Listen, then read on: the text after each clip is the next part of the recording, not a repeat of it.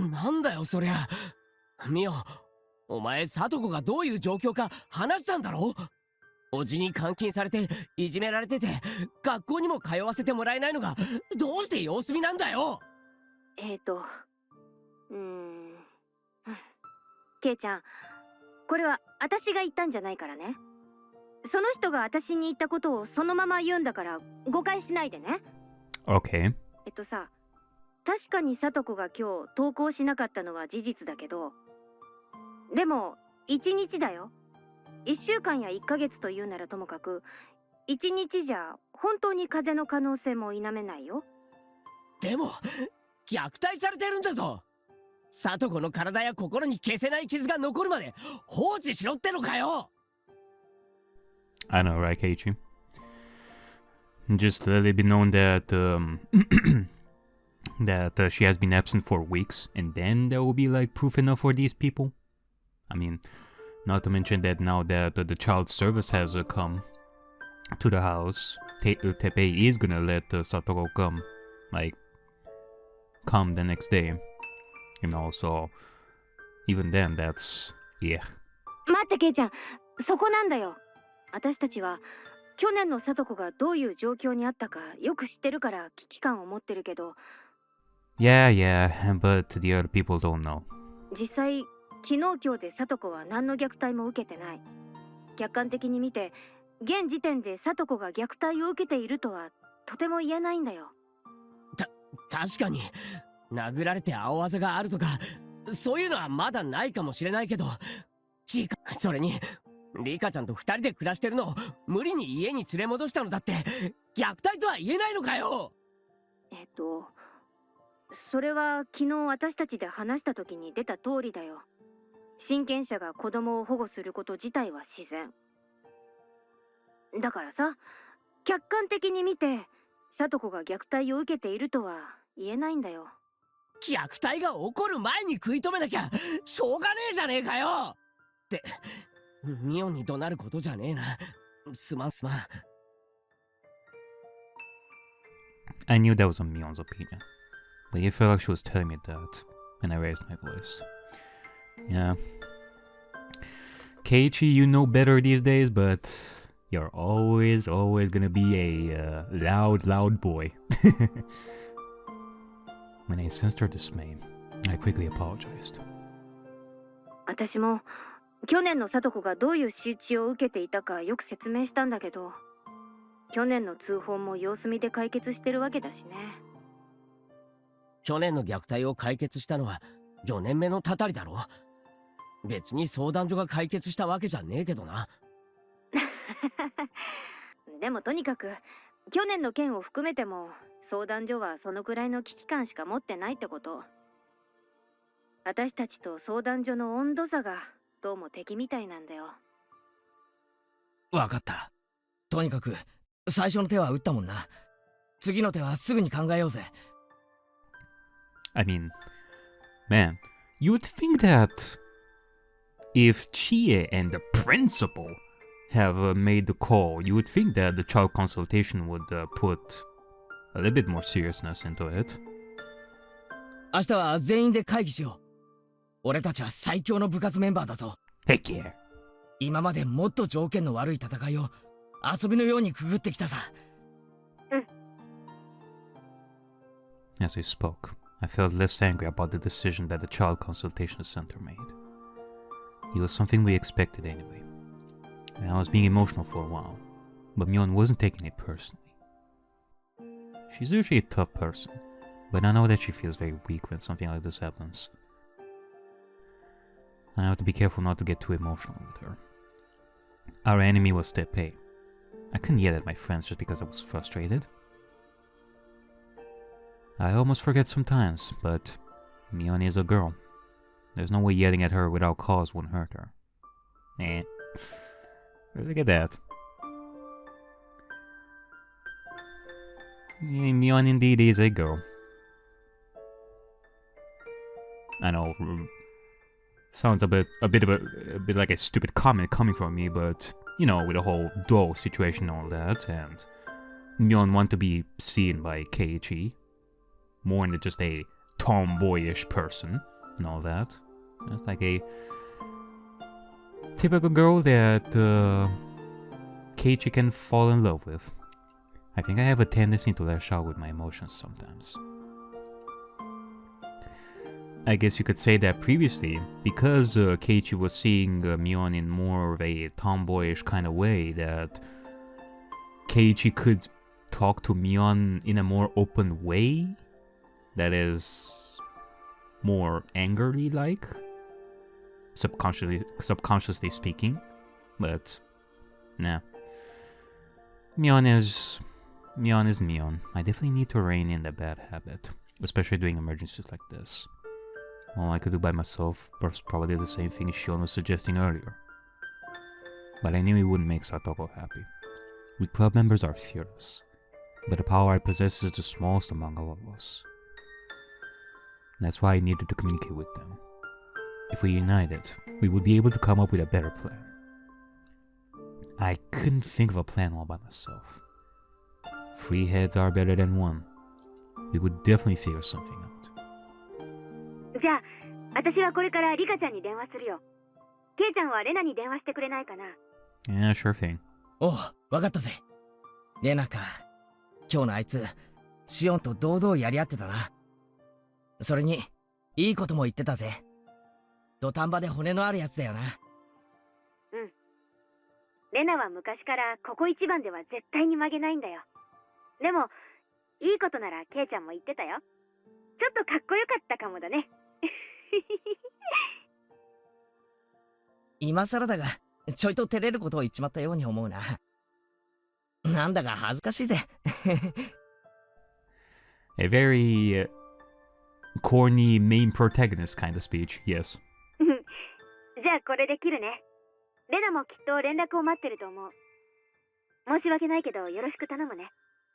おう、リカちゃんの方にもよろしくな。誰もが辛いが、多分リカちゃんはもっともっと辛いと思う。So you have no idea. Rika-chan was looking at the ground with a depressed look on her face all day. My chest hurt just remembering it. It must be even more painful to look at Satoko. Mion hung up the phone. I also hung up, then called Ren. She picked up the phone after one ring, which surprised me. Oh man, she was waiting for the call. もしもし、レナか。お前、受話器の前でずっと待ってただろう。うん。なかなか連絡がないし、みーちゃんのところにかけても話中だしで困ってたんだよ。その話中は多分、俺と電話をしてたからだろう。ミオンは、今はリカちゃんに電話してくれてる。役割分担ってことで、レナには俺から伝えるように言われてる。だから、俺が状況を説明するぜ。うん。相談所の人は、やっぱり様子見？ああ。残念だが、そういうことらしい。すっごい悔しいけど、多分そうだろうと思ってたからね。向こうの言い分はこう？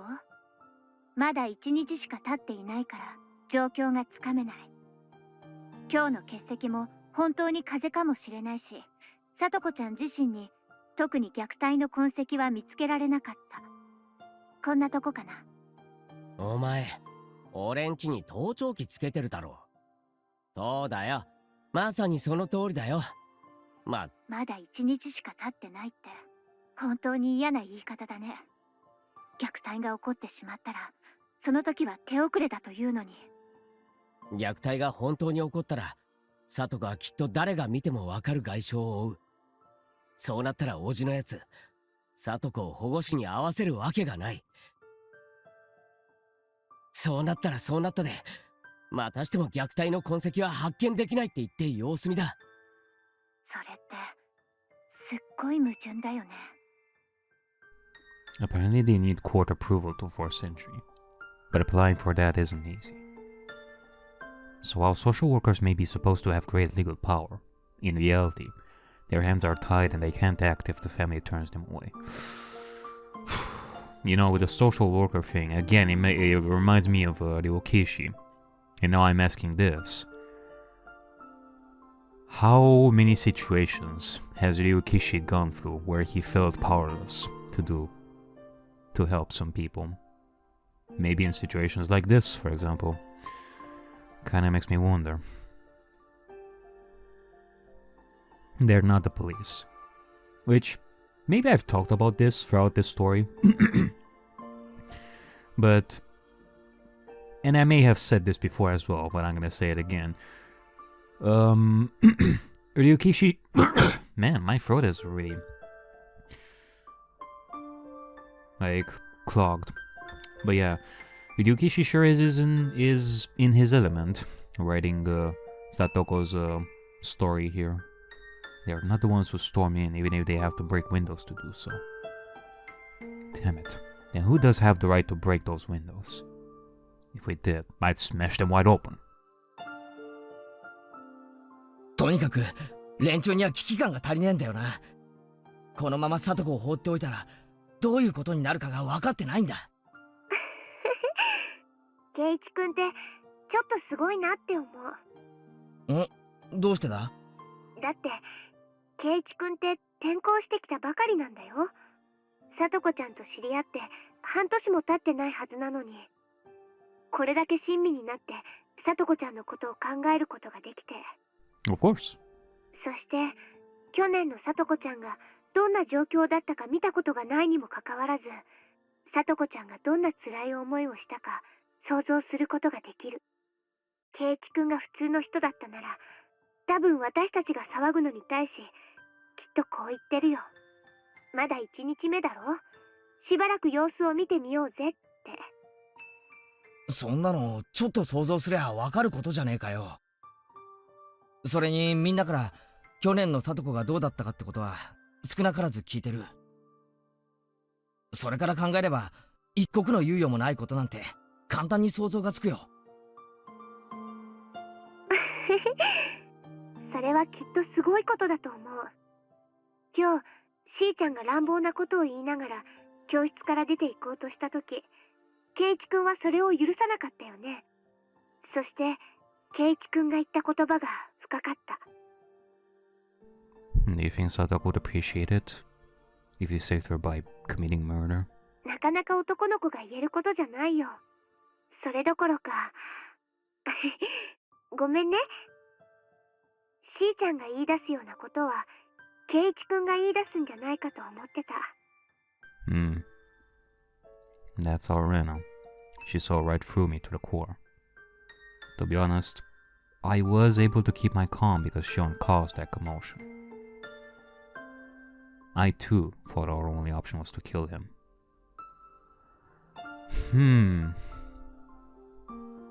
Okay. Well, okay, I see.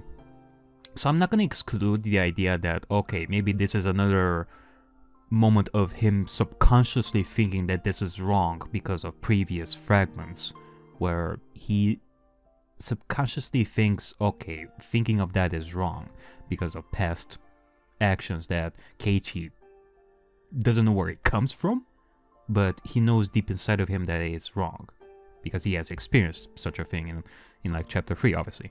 But excluding that, I think it's the idea that, okay, if he were to think of this himself only, he thinks that it's right. But if he sees somebody else do the exact same thing, it's much clearer for Keiichi to think, ew, that's just wrong. No, I don't like the way Shion is saying this. And it is through that Keiichi is reading back from the thought of going after Teppei himself. So it kind of makes you think that if Shion was not here in this fragment, Keiichi would have thought the same way as chapter 3, I'm thinking. It could very well be possible that if Shion was not there, Keiichi would have been the one to storm out and do his thing.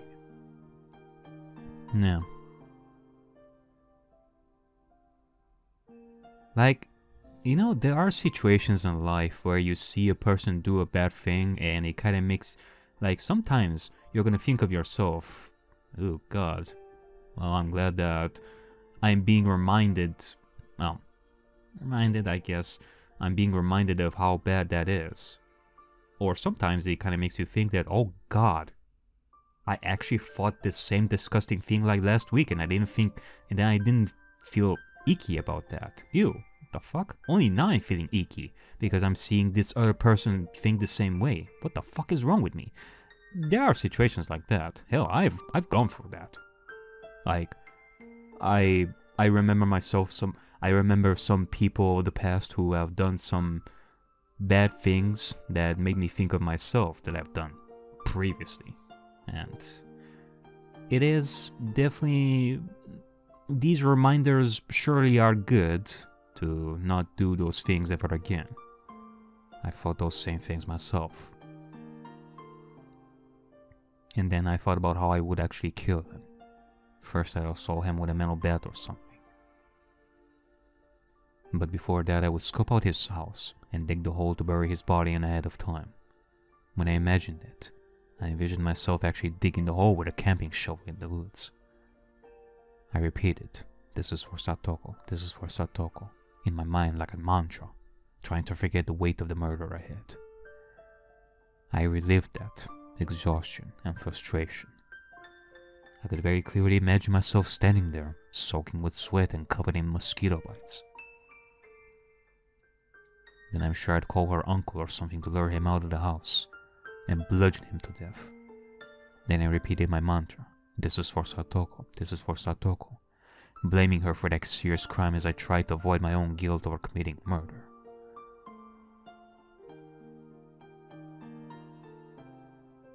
Blaming her?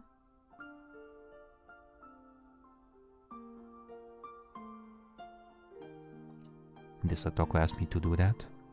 Am I going to blame it all on her because I committed murder? Would she appreciate that? No. No, she wouldn't. I wouldn't be able to tell anyone that I had killed someone. No one would appreciate my deed, and I have to carry that burden for the rest of my life. That pathetic future is one I couldn't have imagined in the rush I felt before carrying out the murder.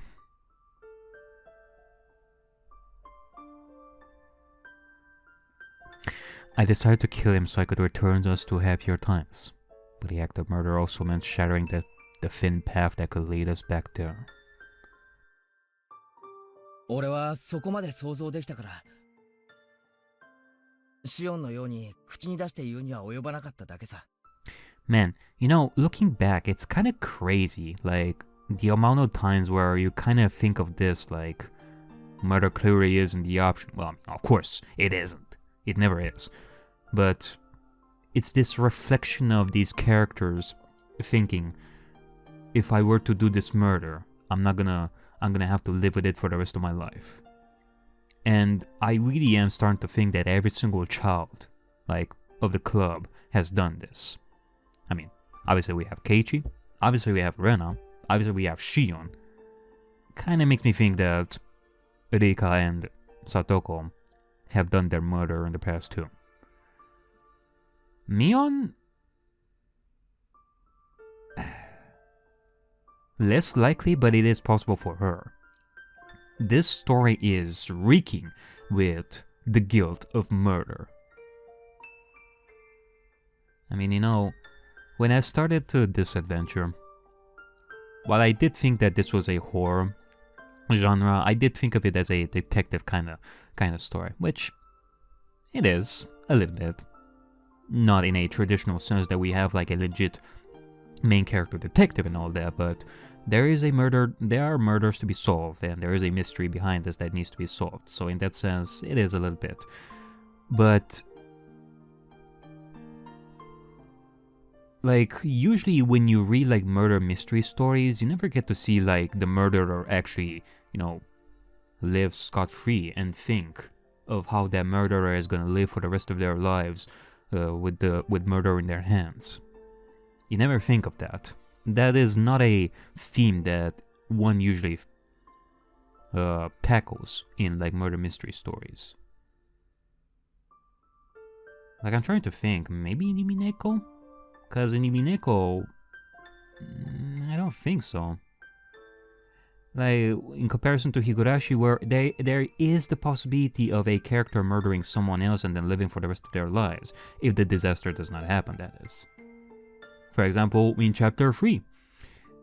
Like, well, the disaster did happen there, but Keiichi did live past that disaster and has, admittedly has survived for a couple of more months, until his death in like prison and all that. But until then, he had to live with that for quite a while, which is quite something. With the murder of Teppei, and especially what happened with Satoko and all. So, kind of quite interesting. もしそこまで想像が及ばなかったら、俺もシオンに同調して、殺せ殺せって騒いでいた可能性は高いな。And, you know, speaking of genres and all that, as I said previously when I started this, I was thinking of this as horror genre and detective murder mystery genre and all that, but, you know, more than anything else, because I look at this story and while I am still thinking that this is a horror kind of story and all that, it's not quite as horror as I thought it would be, to be quite honest. Nor is it as much of a murder mystery as I thought it would be, in similar fashion to Yumineko or something like that, but no. You know what I think of Higurashi nowadays? Like, what genre fits this the most? In a literature sense, this is a tragedy. The genre of tragedy. That fits this story more than any other genre that you can think of. The tragedy that these characters are going through. Like, cause the percentage of how much these characters have suffered and how much the story focused on the tragedy and suffering of these characters far outweighs the moments of horror and torture and all that, and the moments of, you know, solving a mystery and all that. Tragedy outweighs those two, so yeah. そうなってたらもうどうにもならなかったね。圭一くんの想像力が豊かでよかったかな。Was that really just my imagination though?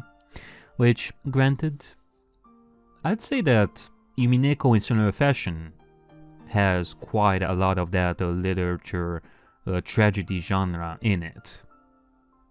Obviously there's a lot more murder mystery too, since we're solving it in a very detective kind of way, but the percentages are a little bit different there. Like, equally speaking, tragedy and murder mystery, and a little bit of horror there too, now that I'm thinking about it, are a little bit more balanced, I guess.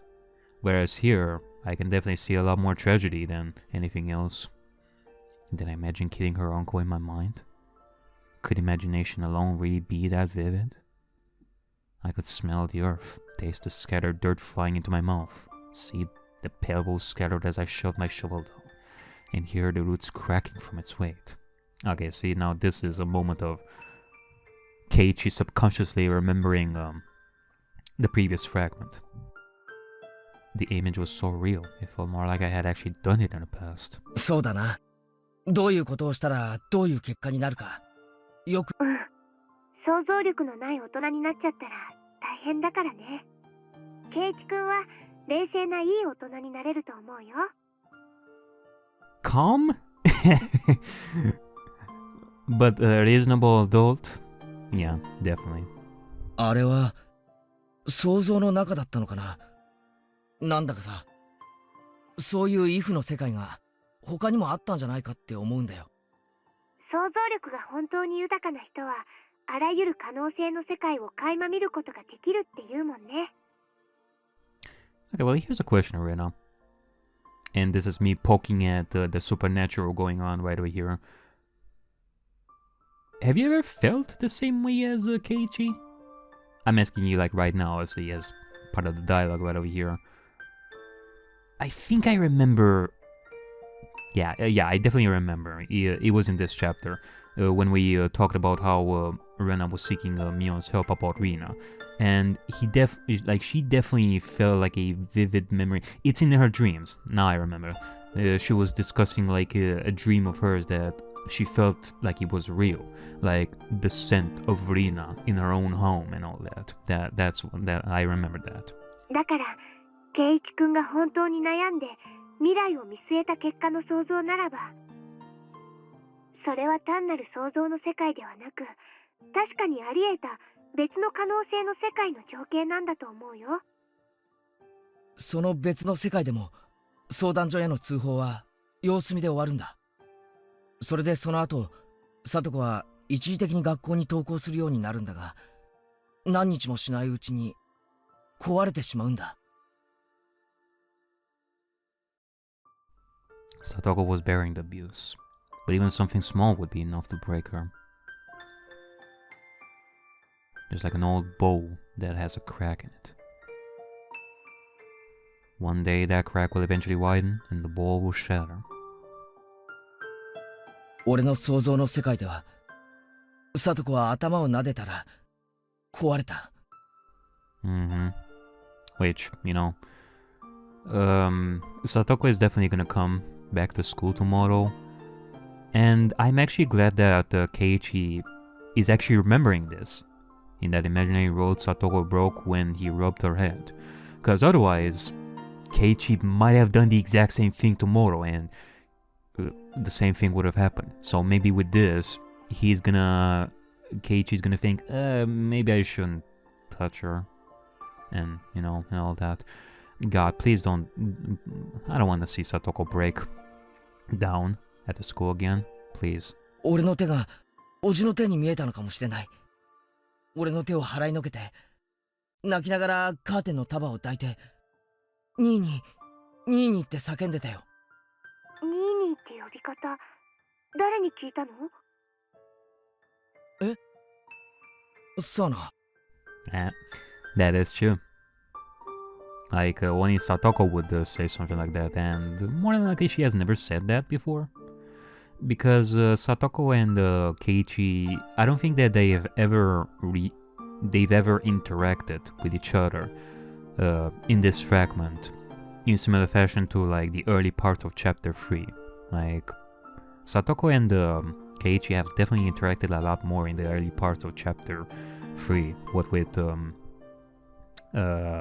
the dinner, and I think they were somewhere like near the stairs of where the shrine was, I think, and they were talking, and I think that Satoko was looking at Keiichi and was thinking of her Nini and all that, and she said that, I think.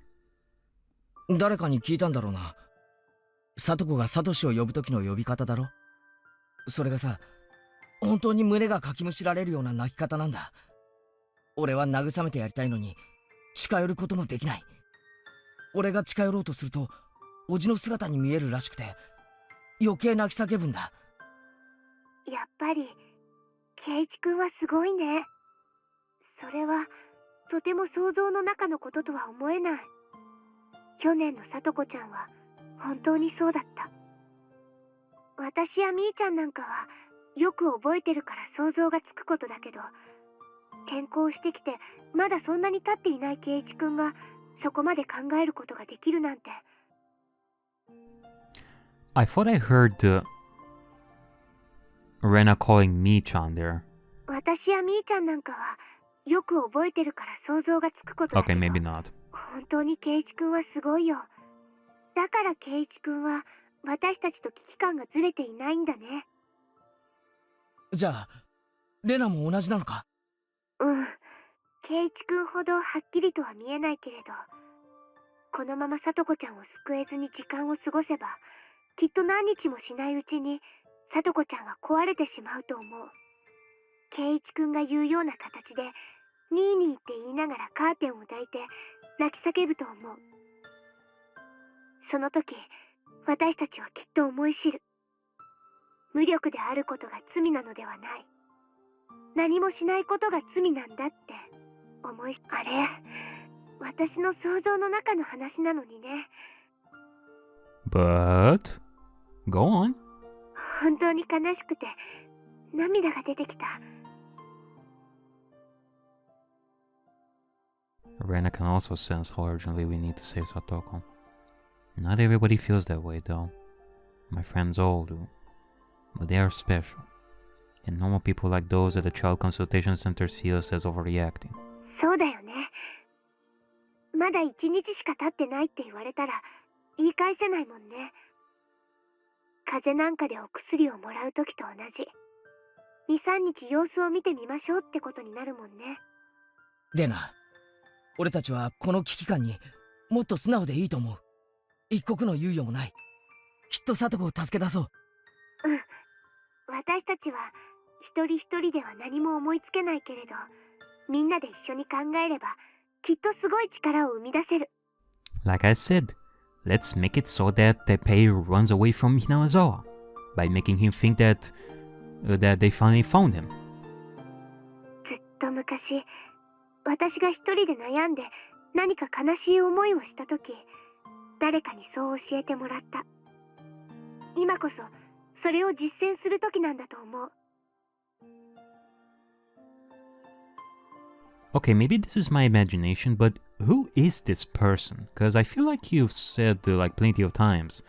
I have been told like someone told me this, like some encouraging thing for you, and I feel like this has happened like a couple of times.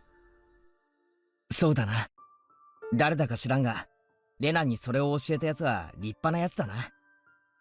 I feel like there is a plot relevance to this, and the story is keeping it a secret.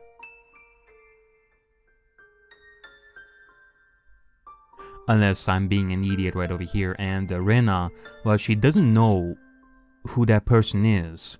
She's actually thinking Keiichi from previous fragments, because Keiichi has actually said, more, I'm pretty sure he said this, like,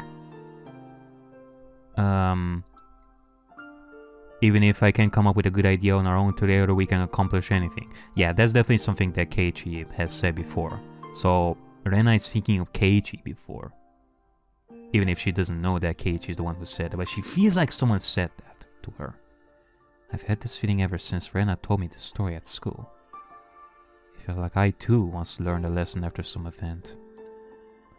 But Rena and I only met recently. I guess it's just a coincidence. Okay, in that case, this definitely confirms it, what I was thinking here. Anyway, I was so lonely inside of my imagination. I thought it was stupid for them to only sit and think about how they could save Satoko, and I made a selfish decision. But I eventually learned, just like Rena did. You'll never come up with anything good by worrying about something on your own. You have to talk to your friends. That way they will help you reach the best possible solution. ケイイチ君がしーちゃんの前に立ちふさがった時、ケイイチ君は言ったね。俺を信じろ。今は思いつかないが、きっと最善手を思いつくからって。私は信じるからね。ケイイチ君はきっと最善手を思いつく。なんだよ、俺だけに任せるなよ。Like, I think that the first best question that you kids should ask yourselves is, why did Teppei just come back like all of a sudden? What would be the motive, like right now specifically? Like, I think that you kids should ask yourselves that. いいアイデアは引き続き募集中だぜ。そういう意味じゃないよ。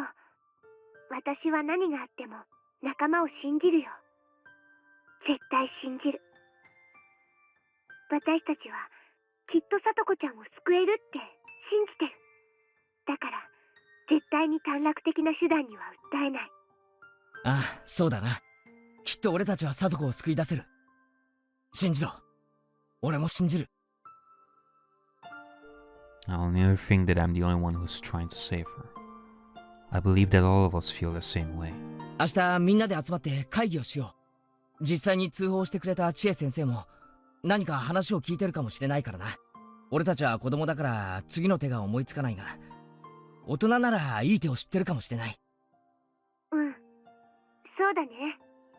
もうこれしか手がないなんて浅はかの極みだからね。そうさ。手がないなんて努力しない奴の言い訳だ。手はある。絶対にあるんだ。だから俺たち自身に手がなくても、その手を探すことを決して諦めない。Damn right. うん、諦めない。Mion praised her for it too. But Rena really is strong in a crisis. I got a little emotional when I was talking with Mion, but Rena is different. Her fire is quiet and blue, so at first glance it seems lesser than my bright red, roaring blaze, but the truth is the opposite. Blue flames burn far hotter. As I spoke with Rena, I felt my useless wild energy calming down so I could rationally search for the best solution. Like, it's these kinds of moments that Rena displays, here and also previous chapters, that kind of surprises me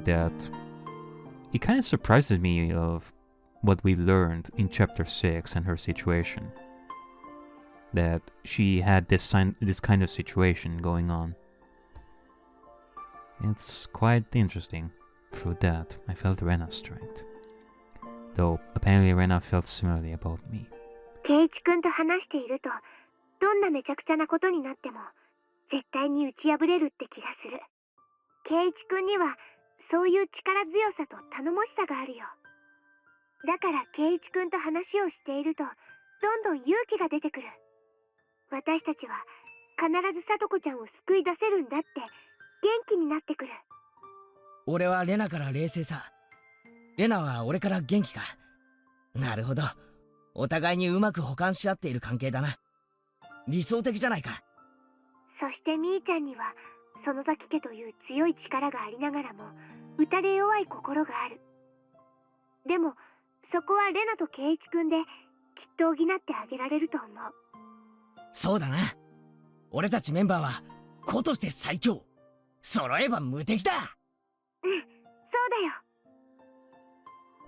Talking to Rena made me feel very confident. If I can share that confidence with my friends, I'll never feel down and miserable ever again. I'm going to give my power to the other club members, so we can fight even harder. リカちゃんは今、一番打ちのめされていて、戦う気力すらも失ってしまっている。でも、私たちが戦う姿を見ていれば、きっと気力を取り戻してくれると思うよ。そうだな。リカちゃんが戦う気力を取り戻してくれれば、ますますに俺たちは無敵だぜ。とにかく明日だ。校長も交えて次にどういう手があるのか考えようぜ。いろんな人を巻き込んで助力を得てみよう。とにかく最善手を探そう。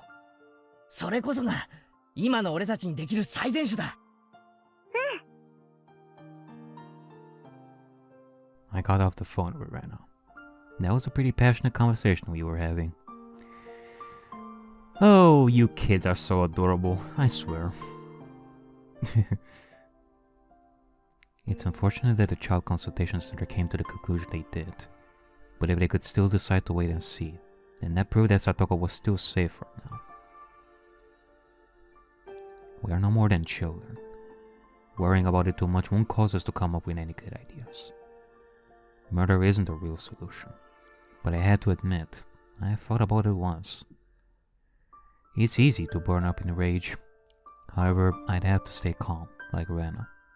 She was still burning up very calmly with a blue and quiet flame. I had never seen anything like that before. ケイチ、お風呂が空いたわよ。早く入りなさい。Alright, Mom! I heard my mom speaking to me. いいよ。母さんが先に入りなよ。I needed more time to think about what to do with Satoko. Everyone else was probably doing the same. I mean, I'm sure that you could come with some bright ideas while you were taking a bath. ケイイチも早く入りなさい。今日の入浴剤は本物の温泉でも使ってる業務用だから気持ちいいぞ。Ooh! 本物の温泉には入浴剤って入ってないと思うけどな。風呂上がりの牛乳がうまい。 My dad seemed to be in a good mood. He probably finished his work. He's as scary as a bear when he has artist block. Maybe my parents could help with an idea. They are the closest adults to me after all. Should I talk to them? Sure. Stupid question. I had no reason not to. I'd have to talk to them and seek some advice. 父さんさ、実はちょっと相談があるんだけど。But yeah, before I continue with this, With Rika, that's a complete separate barrel of difficulties that we have to deal with, and I get the feeling that we're not gonna be able to do anything with Rika, not until we solve the situation with Satoko. Because if we were to solve the situation with Satoko and Teppei and all that, that would make her burst in motivation and courage and all that. That would bring her back to life. But otherwise, not so much. んなんだなんだ。今度のお祭りの叩き売りオークションのことか？父さんも応援してるからな。そういえば、実行委員会の会合はいつだったっけ？父さんも呼ばれてたな。ちゃんと予定表に書いておかないとな。あ、その件じゃないんだよ。実は、クラスメートがちょっと大変なことになってて。As I talked about Satoko, my mom joined us and listened as well. My dad is a strange artist, but my mom is a normal person with common sense. She might be able to help. それでさっきの電話は結局様子見になったっていう連絡だったんだ。それで俺たち明日からどうしようかって言って悩んでるんだよ。沖宮の生活相談所に通報したなら、あとは任せておくのがいいんじゃないの？ Okay, typical response, I guess. でも、その子は去年にもひどくいじめられていたんだろう？虐待の度合いのことはわからないが、二人で仲良く暮らしていたのを無理やり引き裂くのは、父さんは少し納得できないな。True. 1年間も養育を放棄してて、ひょっこり帰ってくるような人では確かにね。児童相談所が様子見って言ってるから、じゃあ様子見でいいだろうってのはものすごく他力本願だと思うんだ。俺たちは聡子の仲間だから、聡子を救い出すためにもっともっと攻めていきたいんだよ。でもそれがどんな方法なのか思いつかないんだ。圭一、闇討ちなんて考えちゃダメよ。Mom. 考えてないよ。というか、そんなこと考えてたら親に相談なんかしないよ。Damn. I mean, it is true that Keiichi was thinking with this, but damn. それもそうね。圭一のことだから完全犯罪ってどんな方法があるって聞いてきそうな気がしたものだから。Hey. I would never ask my parents something like that. I think. 圭一が正しいぞ。Wait, wasn't there a situation like that in chapter 3?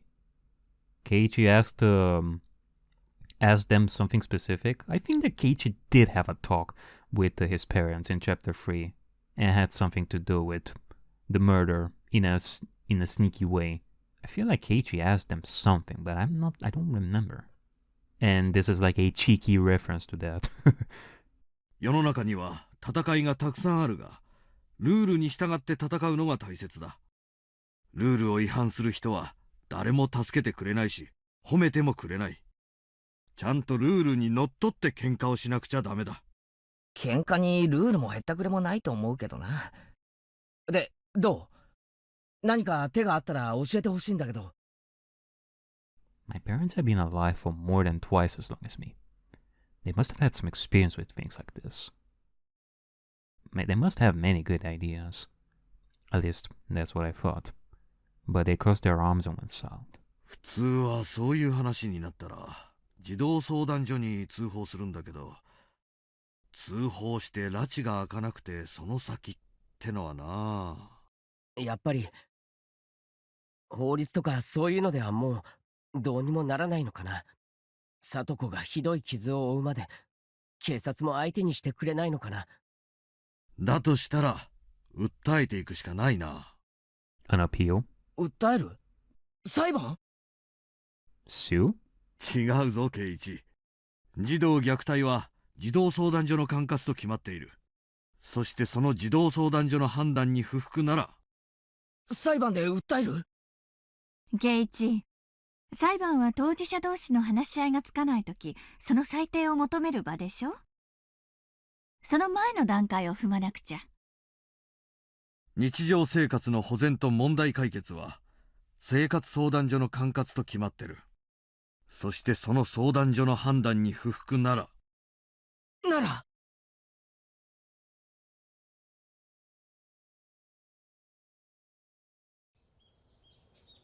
Okay. Granted, I will admit, I don't know much about the laws and, you know, how 児 to 童相談所に訴えるんだよ俺たちが and how to deal with these kinds of situations, but okay, let's make an appeal to the court. If you're unsatisfied with the decision they made, you can simply go and tell them that. サトコとうちの関係はそんなのんびりしたものじゃないってことを誰よりも事情を知る俺たちが説明していかなくちゃならないだろそうだよね。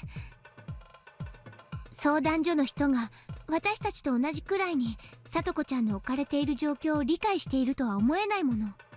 もし状況の認識に誤解があるなら私たちが説明してその誤解を解かなくちゃ。 Okay. なるほど。真正面からの正攻法ってわけか。どうでしょうね。お役所って一度決めた決定は容易に覆さないって聞きます。意味ないんじゃないですか？う。意味がないかどうかは試さなくちゃわからないことだろ。やる前から諦めるなんて負け犬の発想だぞ。できる手は全て試すんだ。昨日校長も教えてくれたぜ。どうせダメだと言って諦めた時、戦う前から俺たちは敗北するんだ。 Yeah, I mean... Okay, you did not say the word anyway, but you remember, anyway is a bad word. No anyway in our dictionaries here. シオンはサトコを助け出すつもりで短絡的な手段に訴えるのも辞さないとメラメラ真っ赤に燃え盛ってる。でもな、本当に熱い炎ってのは青くて静かなんだ。決して諦めるな。俺たちにできる全ての手を尽くすんだ。どうですか先生、俺間違ったことを言ってますか？いいえ、間違ったことは言っていません。よく冷静に考えましたね。ひょっとしたら闇討ちしようなんてとんでもない話を言い出さないか先生ちょっと不安でした。 That's what my mom was saying. Is that how people proceed? I mean, gosh, people, it only happened in chapter 3. Sheesh, give me a break. People always looking at me as if I'm about to kill somebody. Sheesh, enough with that. 先生も本当は様子見をするべきであると考えていました。でも皆さんの訴えや去年の話をいろいろと思い出すうちにさとこちゃんの問題が一刻の猶予もないということを理解できました。人は訴えによって考えを変えることがあります。それは沖宮の相談所とて同じです。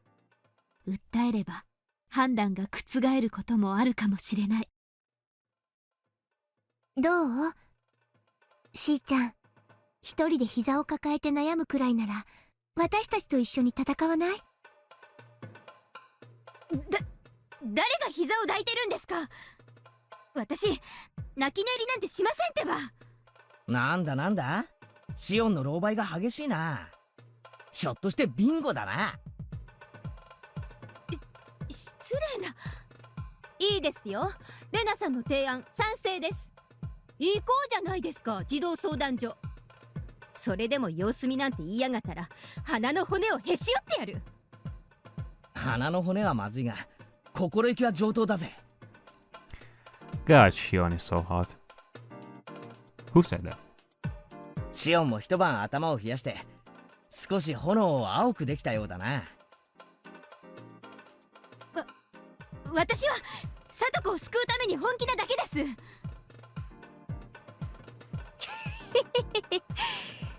Do I suddenly have a thing for the crazy? とにかくそうと決まったら躊躇せずに実行しよう。児童相談所の場所は分かってる。実はね、おじさんも知らなかったんだけど図書館の1階に児童相談所があったんだよね。Maybe I spent a little too much time with her in chapter 5. Anyway, Myung grinned and showed us the location on a city guidebook. She's really prepared for this. 受付の時間は夕方5時15分まで。相手はお役人だからね、喧嘩腰はダメだよ。あくまでも冷静にね。何よね、私に言ってるんですか？私を誰だと思ってるんですか？相手を口説くのが目的なら、嘘泣きだろうとこびまくりだろうと、私は何だってやりますよ。You know what? Maybe Shion is spitting right over here. Maybe if she were to cry some tears there, maybe that will help us more, I guess. Maybe. I don't know. しーちゃん、その息だよ。夕方5時なら今から行けば十分間に合うね。It was past 3 o'clock. We'd make it before they closed if we rushed there on our bikes. でもよ、お役所って時間に厳しいんだろ。時間ぴったりになったら追い出されるんじゃねえのか？入り口は時間ぴったりに閉まるけどね、その時間に中に入れば絶対に追い出されはしない。いい？お役人と交渉するときは決して音を上げないこと。お役人は意外にタフだけど、民間と違って向こうから話を打ち切れないの。絶対にこれ以上は言っても拉致が開かないなんて思って屈服しちゃダメ。しっかり全ての言い分を言い終わるまで粘るんだよ。兄ちゃん、お役所の人に詳しいね。私を誰だと思ってんの？市長懇親会メンバーにして市政モニター会員、園崎お亮の代理だよ。お役所の人と話をすることなんてしょっちゅうだって。なあミオ、園崎家の方からいわゆる別のルートを使って働きかけるってことはできないのか？それはバッチャが絡むからね。ばあさんの力を借りるのは無理でしょ。未だ頭の中はダム戦争、一億一心火の玉ですからね。今でも北条家のことを嫌ってるみたいですし。里子の死んだ両親がダムに反対してたって話か。俺はミオンのばあさんには会ったことねえんだが、ケツの穴の小せえ野郎だな。いつまでも終わったことをぐちぐち言ってんじゃねえってんだよ。まったくです。この点ではケイちゃんと一致しましたね。つまり園崎家としては動けないってことなんだね。そういうことだね。ごめんね、年寄りは頭が固いから。リカちゃんは猫可愛がりな連中が多いくせに、里子はみんな見て見ぬふりだった。今回の件とは別にせよ、なんだ鉄平は積極的に里子をいじめやがるからもちろん許さねえが、消極的に里子をいじめるやつも俺が許さねえからな。その年寄り連中に畳の上で死にたかったら前原圭一をあまり怒らせるなって伝えとけ。 Damn right. 了解。じゃあ行きませんか？時間がもったいないです。よっしゃ、全は急ごうぜ。行こうぜみんな。おい。リカちゃんはどうする？一緒に行こう。 Rena spoke to Rika-chan, who had been avoiding all conversation. She seemed to have given up all hope yesterday. It was so painful to see her so depressed. どうせ何をやっても無駄よ。ほら、そのどうせがいけない。Oh. Okay, technically she didn't say it, like it wasn't written in the in the text right over here in English, but probably more than like in Japanese. Either way, it's not literal sense. It's more of a don't be giving up kind of mentality here. 無駄かどうかは試さなくちゃわからないもの。あまたの世界で何度もあなたたちは右往左往した。それでどうにもならなかったのに、どうして今回はどうにかなると思えるの？ Sometimes I really had no idea what she was saying. Man, Rika has seriously given up to the point where she doesn't even hide the idea that she seeing all these fragments, she's experiencing all these fragments. To the kids, it's like, what the fuck is she talking about? All I could tell is that she was being negative about the situation. リカちゃんは児童相談所に行って無駄だってことをもう試してきたの？ As far as the kids are concerned, she's entering a rebellious phase. And Rika would be like, no, it's definitely not a phase, Mom. なら試そうよ。リカちゃんにとってさとこちゃんは大切じゃないの？なら試そうよ。戦おう。今ほどさとこちゃんがリカちゃんの力を求めている時はないと思うよ。どうせ終わる世界の座興ね。どうしたの？早く行こうよ。リカちゃまが乗り気じゃないみたいです。本当に友達がいのない人ですね。普段あれだけ一緒にいる親友なのに、サトコのピンチに腰を上げることすらできないんですか？Hey. あんたにサトコのことで説教される日が来るとはね。サトコをあれだけ目の敵にしてたあんたがね。ん？あんた、おつむは大丈夫です？なんで私がサトコを目の敵にしなきゃなんないんですか？こっちの話よ。いいわ、付き合う。どうせ家に帰ったってふて寝するだけだもの。なんか気に入りませんね。つうか、私のことバカにしてます？やめなよしーちゃん。そしてリカちゃんもやめて。今はさとこちゃんを救うためにみんなで力を合わせよう。みんなの力が合わさればきっと奇跡が起こせる。それには全員の力がいる。一人の力が欠けてもダメ。だからリカちゃん、あなたも力を貸して。 Something that Rena said must have given Rika-chan motivation. I could see a slight sparkle in her eyes. Rena had said something interesting. She said that we could make a miracle happen. It's the same thing I said when this world began. At that time, I said I could make a miracle happen, but I didn't say how. Well, Rena just clearly stated that. みんなの力を合わせれば奇跡が起きる。奇跡ってのはね、それだけのことで起こせるんだよ。それでも起きなかったら、本当にみんなの力を得ていない時だけ。みんなが本当に力を合わせたら起きない奇跡などない。そうですね。竜宮さんの言う通りです。人は助け合うことで何倍にも強くなれます。一人でも多くの力が合わされば必ずどんな困難も乗り越えられます。そうだね。かつてひなみざわもダム湖の底に沈むという運命が決まっていた。でもそれを2000人の人々が結束して決まっていた運命を打ち破った。運命打ち破る。私たちひなみざわの人間はこれほど身近に奇跡をしているはずなんだよ。みんなで力を合わせれば絶対に打ち勝てる。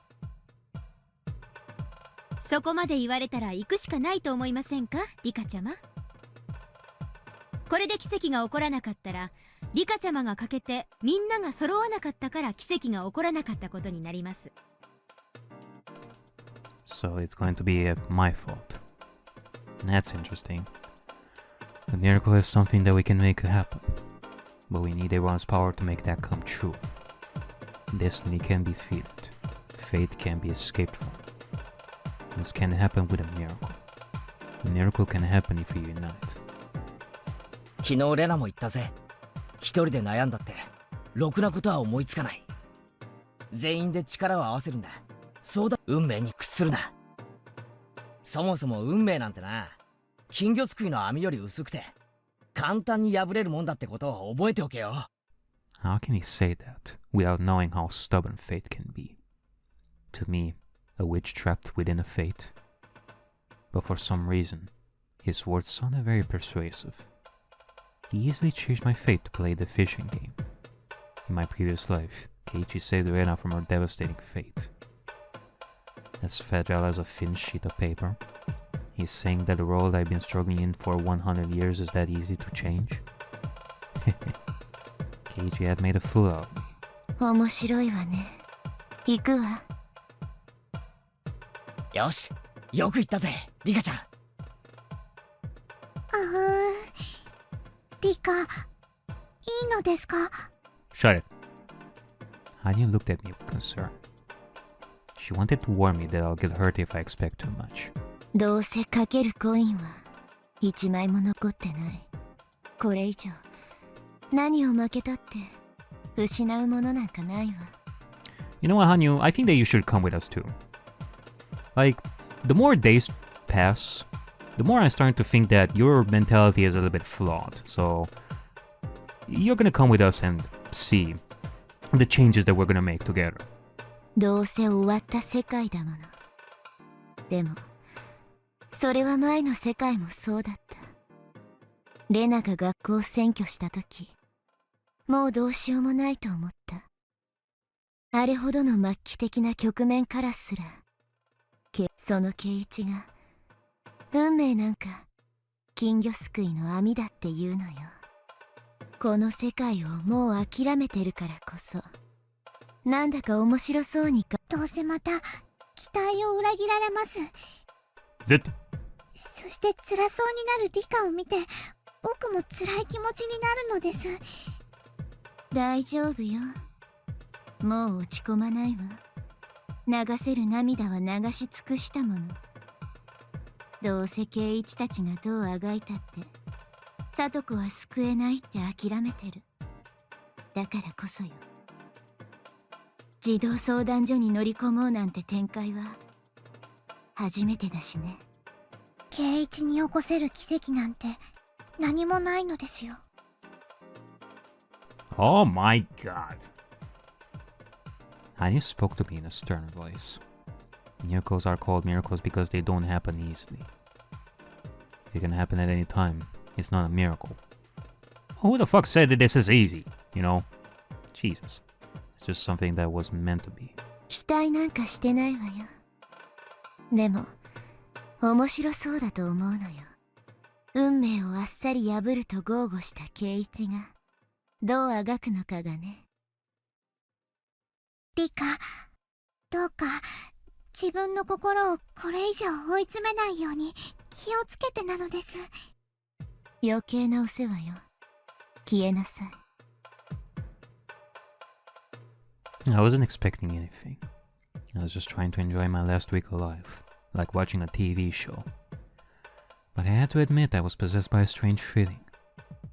It was a little bit exhilarating. I was nervous, as if anticipating something.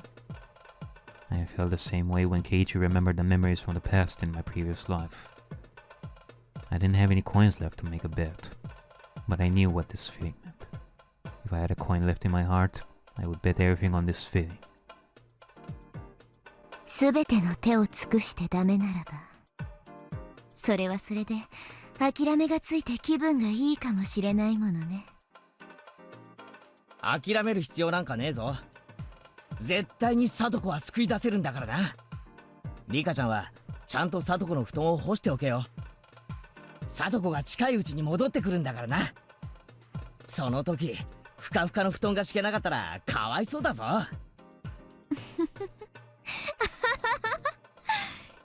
気に入ったわ、圭一。行きましょう。あんたなら地獄の閻魔の最低だって金魚すくいの網と同じにしてしまうわね。ああ、今の俺を地獄の閻魔だって食い止められると思うなよ。絶対に児童相談所に様子見なんて判断を撤回させてやる。 I stood up from my seat. Keiichi is a very good speaker. That's why I never got bored with him. I've been with him for 100 years, but he still keeps me entertained. じゃあ先生、私たちはちょっくら行ってきます。先生も来ますか？私は教育委員会の方へ訴えます。児童相談所も教育委員会も同じ役所ですからね。役所は案外内側から攻めるのが効果的なこともあります。 I mean, having an adult with us would be pretty good too. 一応先生も地方公務員ですからね。確かにそうですね。役所の人は外部には冷たくても内部にはそうとは限らないこともあります。じゃあ先生には先生の角度からの攻撃をお願いして、私たちは行こうじゃない。真正面からの攻撃を。よし、行こうみんな。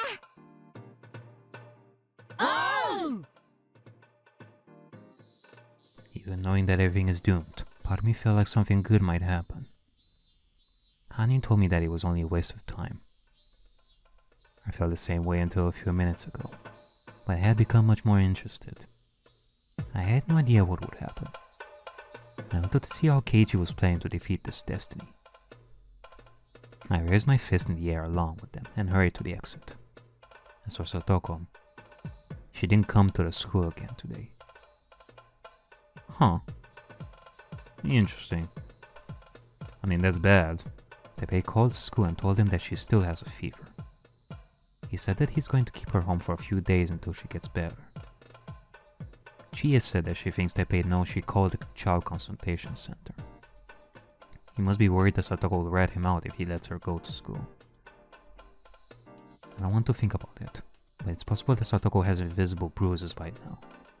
That could also be why he won't let her go to school. Yeah, that might be it. Because he did think that if he is not gonna let her go to school, then that's gonna be a pretty bad image, and the child consultationers are definitely gonna come after him. But it might be possible that she has bruises right now, so he has to wait like at least a day or two until she goes back to school. Everything was happening much earlier. Satoko's situation was worsening earlier than it did in my previous lives. Alright. Let's go.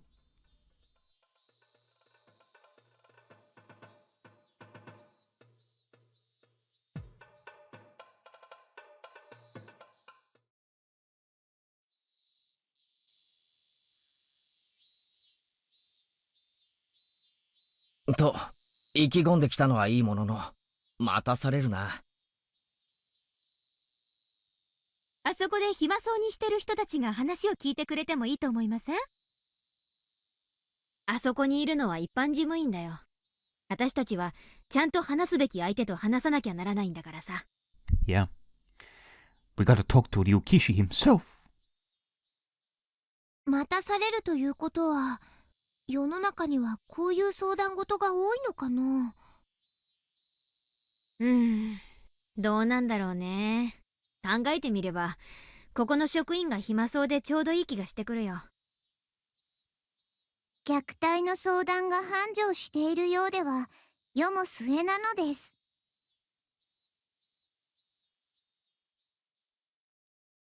After 30 minutes, they finally called my name.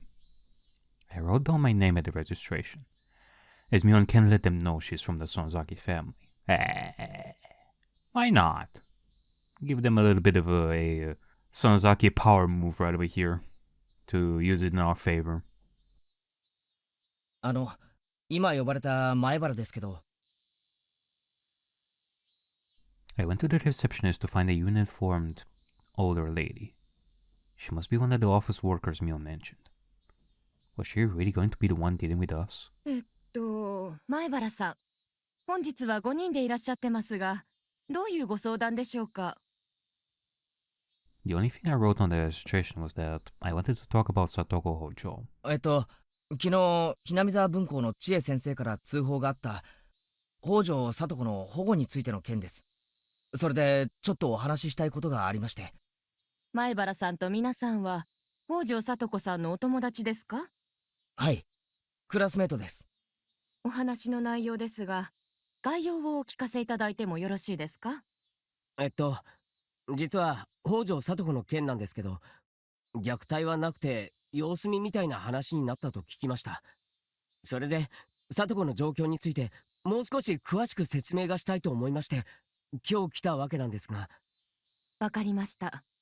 もうしばらくお待ちください。That was it from her then.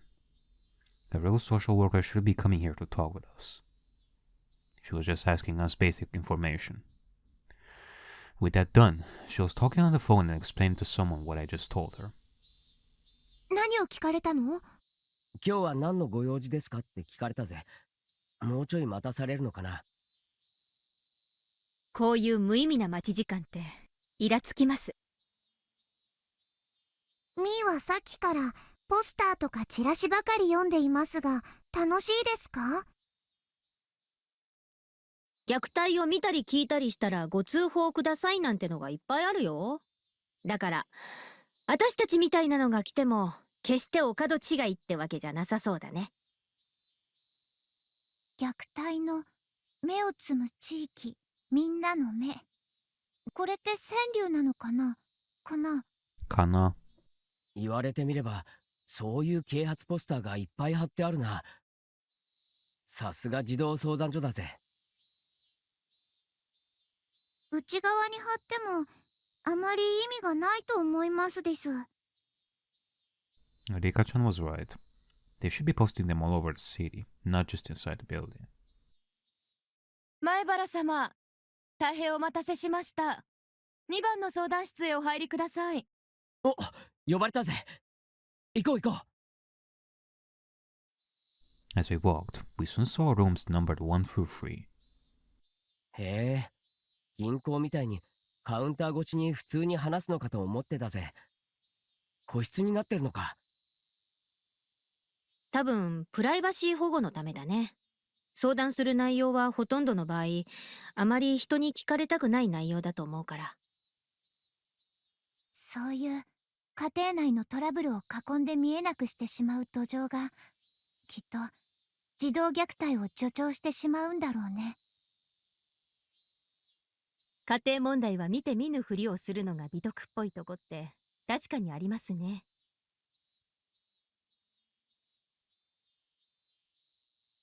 Room number 2.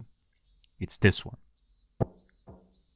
As I knocked, I heard the voice of a woman telling me to come in. 失礼します。It was a very small room. Well, I should say it was narrow. It wasn't wide, but it was very long. There was a counter in the middle, which split the room in two. The woman was sitting on the other side of the counter. She told us to take a seat, but there were only 2 chairs. I sat down since we registered under my name. Mion wouldn't sit because she felt that the Sonsaki sisters shouldn't be in the front. Rena tried to offer the seat to Rika-chan, but she refused too, so Rena ended up taking it. It was such a tiny room that it was better for us to take a seat. It was very cramped with the 5 of us. 申し訳ございませんね。普通はご両親が2人でお見えになることが多いので。I understand that. それで今日はどういったご相談でしょうか。俺が代表で喋っていいのか。俺たちはHinamizawa文校に通っているもので、北条聡子の友人です。昨日学校から通報があって、相談所の人が聡子のところへ行ったと思います。ただそこで緊急性がないと判断されて様子見になったと聞き、相談所の方が事態をよく把握されてないんじゃないかと思って、その辺の説明に参りました。Mia nodded. It seemed like I was doing okay so far. 説明と申しますと、どんな説明でしょうか。お聞かせいただけますか。ですね、確かに聡子はおじに連れ去られてからまだ2日しか経ってませんが、ひどい乱暴をされるのは時間の問題なんです。実際去年の時にもおじは聡子をひどくいじめていたんです。そういういじめが行われるのは時間の問題だと思います。だからそうなる前に聡子をおじの元から救い出してほしいんです。でも聞くところによれば相談所は様子見ってことになったそうじゃないですか。様子見なんて聡子を見殺しにするつもりですか。Oh. 聡子が虐待を受けていないから助けなくていいなんてよく言えますね。虐待を受けたらその傷は誰が責任を取ってくれるんです？ Shion probably didn't like how politely I was speaking to her. She was already flaring up with rage at the social worker. It looked like Mion didn't want her to tear into her. However, she let Shion finish, and she'd get even more furious if we tried to stop her. The woman seemed to be used to people losing their temper, and she continued without reacting to Shion's outburst. まず誤解を解いておきたいと思いますけど、北条さんの件は現在対応中です。見殺しとか放置とかそういうわけではないんですよ。Working on her case. They are not abandoning her. They are currently reviewing options, I suppose. While their mature phrasing made me start to think it might be rude and harsh to say that they were abandoning her, Rana quietly opened her mouth. でも昨日の時点では何もせずに帰られてますよね。No one can ever fool Rena. Taking their time to review options was the exact same thing as abandoning her. The fact is, they left her in that house without taking any actions to prevent her from being abused. 昨夜は相談所の者が直接お伺いし、ご事情を伺わせていただきました。それ以上のことはプライバシーがありますのでお話しできませんが、決して見殺しなんてことはありません。北条さん親子が健全な生活を送れるよう、引き続き指導していくつもりです。So they can have a healthy life together? Really? 何言ってんです？おじとめいです。本当に事態を把握してるんですか？ Yeah, I mean, that's a good point. It's her father. Yeah, I mean, how much information do you even get out of there when the social worker was there? I mean, Jesus. 失礼しました。おじとめいですね。訂正します。とにかく親権者と児童が健全な関係を結べるよう指導中です。Shion had pounced on her mistake immediately. I didn't think she needed to be so snappy. But at this point, I was starting to understand how different their sense of urgency was from ours. いや、里子は普通に生活してきたんですよ。おじなんかの助けもなく。第一、おじはそれまで1年間どっかへ蒸発していて、いきなり帰ってきて里子をさらったんですよ。Yeah, Keiji. I mean, you also have to mention to her that Satoko's uncle basically carried her to the old house without even telling Rika. You should tell that up until this point, Satoko lived with Rika since nobody was there for Satoko. I mean, the uncle's disappearance for like this long time without taking good care of Satoko, that is one sign. That is one red flag for right now. The second red flag would be that like he took Satoko without even telling Rika about it.